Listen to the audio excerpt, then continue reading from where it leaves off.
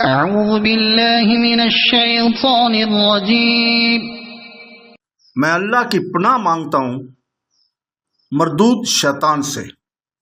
بسم اللہ الرحمن الرحیم۔ شروع اللہ کے نام سے جو بڑا مہربان نہایت رحم والا ہے۔ لن تنالوا البر حتى تنفقوا مما تحبون وما تنفقوا من شيء فإن الله به عليم۔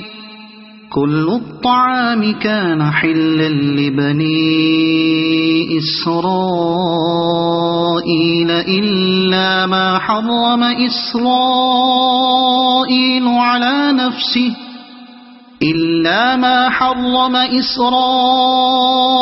على نفسه من قبل أن تنزل التوراة قل فأتوا بالتوراة فاتلوها إن كنتم صادقين۔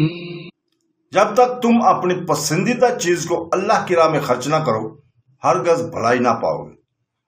تم جو کچھ خرچ کرو اسے اللہ تعالیٰ نجوبی جانتے ہیں۔ تورات کے نزول سے پہلے حضرت یعقوب علیہ السلام نے جس چیز کو اپنے اوپر حرام کر دیا تھا اس کے سوا تمام کھانے بنی اسرائیل پر حلال تھے۔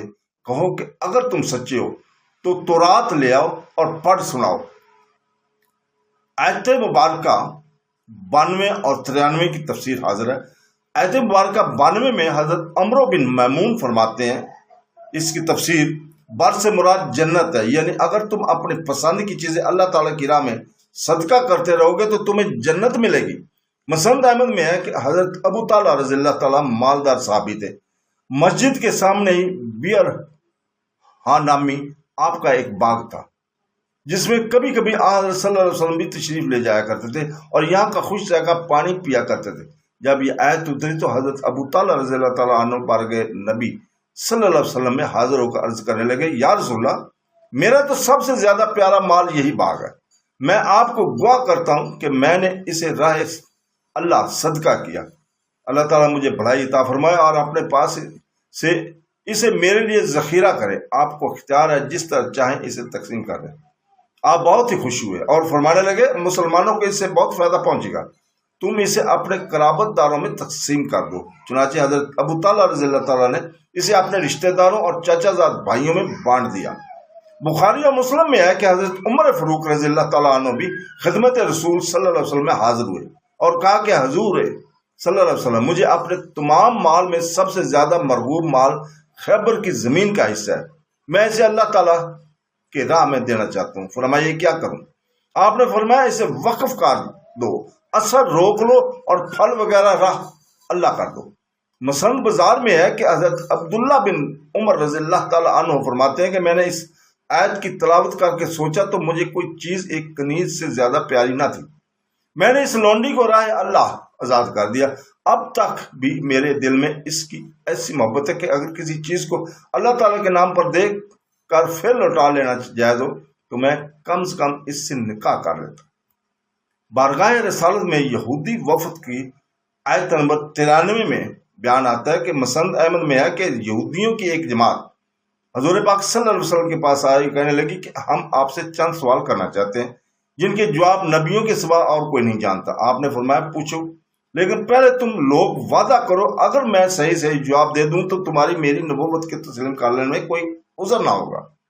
انہوں نے اس شرط کو منظور کر لیا کہ اگر آپ نے سچے جواب دیے تو ہم اسلام قبول کر لیں گے۔ ساتھ ہی انہوں نے بڑی قسمیں بھی کھائیں۔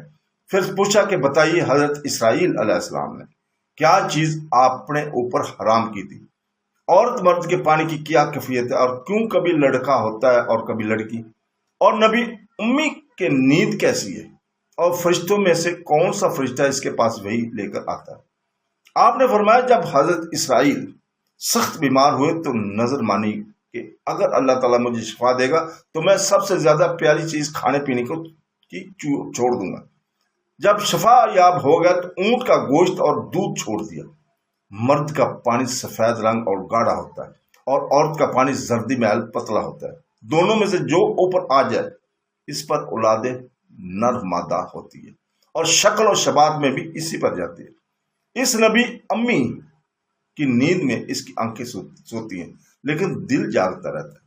میرے پاس وہی لے کر وہی فرشتہ آتا ہے جو تمام انبیاء کے پاس بھی آتا رہا، یعنی جبرائیل علیہ السلام۔ بس اس پر وہ چیخ اٹھے اور کہنے لگے کہ کوئی اور فرشتہ آپ کا ولی ہوتا تو ہمیں آپ کی نبوت تسلیم کرنے میں کوئی عذر نہ ہوتا رہتا۔ ہر سوال کے جواب کے وقت آپ انہیں قسم دیتے اور ان سے دریافت فرماتے اور وہ اقرار کرتے کہ ہاں جواب صحیح ہے۔ انہی کے بارے میں آیت نازل ہوئی، اور روایت میں ہے کہ حضرت اسرائیل کو ارکل نساء کی بیماری تھی، اور اس میں ان کا ایک 5واں سوال یہ بھی ہے کہ یہ راحت کیا چیز ہے؟ آپ نے فرمایا اللہ ذوالجلال کے فرشتوں میں سے ایک فرشتہ جو بادلوں پر مقرر ہے، اس کے ہاتھ میں آگ کا کوڑا ہے جس سے بادلوں کو جہاں اللہ تعالیٰ کا حکم ہو لے جاتا ہے، اور یہ گرج کی آواز اسی کی آواز ہے۔ جبرائیل علیہ السلام کا نام سن کر کہنے لگے وہ تو عذاب اور جنگ و جدال کا فرشتہ ہے اور ہمارا دشمن ہے۔ اگر پیداوار اور بارش کے فرشتے حضرت میکائیل علیہ السلام آپ کے رفیق ہو تو ہم مان لیتے۔ حضرت یعقوب علیہ السلام کی روش پر ان کی اولاد بھی رہی اور وہ بھی اونٹ کے گوشت سے پرہیز کرتے ہیں۔ اس آیت کو اگلی آیت سے مناسبت ایک تو یہ ہے کہ جس طرح حضرت اسرائیل نے اپنی چہیتی چیز اللہ کی نظر کر دی، اسی طرح تم بھی کیا کرو۔ لیکن یعقوب علیہ السلام کی شریعت میں اس کا طریقہ یہ تھا کہ اپنی پسندیدہ اور مرغوب چیز کو نام اللہ پر ترک کر دیتے تھے، اور ہماری شریعت میں یہ طریقہ نہیں، بلکہ ہمیں یہ فرمایا گیا ہے کہ ہم اپنی چاہت کی چیزیں اللہ کے نام پر خرچ کر دیا کریں، جیسے فرمایا کہ باوجود محبت اور چاہت کہ وہ ہماری راہ میں مال خرچ کرتے اور مسکینوں کو کھانا دیتے ہیں۔ دوسری مناسبت یہ بھی ہے کہ پہلی آیتوں میں نصرانی کی تردید تھی، تو یہاں یہودی کا رد ہو رہا ہے۔ ان کی رد میں حضرت عیسیٰ علیہ السلام کی پیدائش کا صحیح واقعہ بتا کر ان کے عقیدے کا رد کیا تھا، یہاں نسل کا صاف بیان کر کے ان کے باطل عقیدے کی تردید میں بھی ارشاد ہو رہا ہے۔ ان کی کتاب میں صاف موجود تھا جب حضرت نوح علیہ السلام کشتی میں سے خشکی پر اترے تو ان پر تمام جانوروں کا کھانا حلال تھا۔ پھر حضرت یعقوب علیہ السلام نے اونٹ کا گوشت اور دودھ اپنے اوپر حرام کر لے تو ان کی اولاد بھی اسے حرام جانتی رہی۔ چنانچہ تورات میں بھی اس کی حرمت نازل ہوئی، اسی طرح اور بھی بعض چیزیں حرام کی گئیں۔ یہ نسخ نہیں تو اور کیا ہے؟ حضرت آدم علیہ السلام کی سلبی اولاد کا آپس میں بہن بھائی کا نکاح ابتدا جائز ہوتا تھا، لیکن بعد میں حرام کر دیا۔ عورتوں پر لونیوں سے نکاح کرنا شریعت ابراہیمی میں مباح تھا۔ خود حضرت ابراہیم علیہ السلام حضرت سارہ پر حضرت ہاجرہ کو لائے، لیکن پھر تورات میں اس سے روکا گیا۔ دو بہنوں سے ایک ساتھ نکاح کرنا حضرت یعقوب کے زمانے میں جائز تھا، بلکہ خود حضرت یعقوب کے گھر میں بیک وقت 2 سگی بہنیں تھیں، لیکن پھر تورات میں یہ حرام ہو گیا۔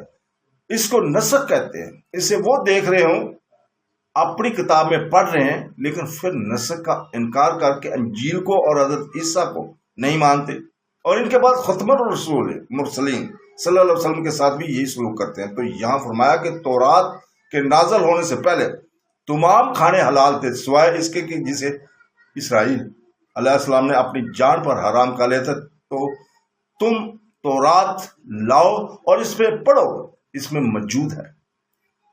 صدق اللہ العظیم۔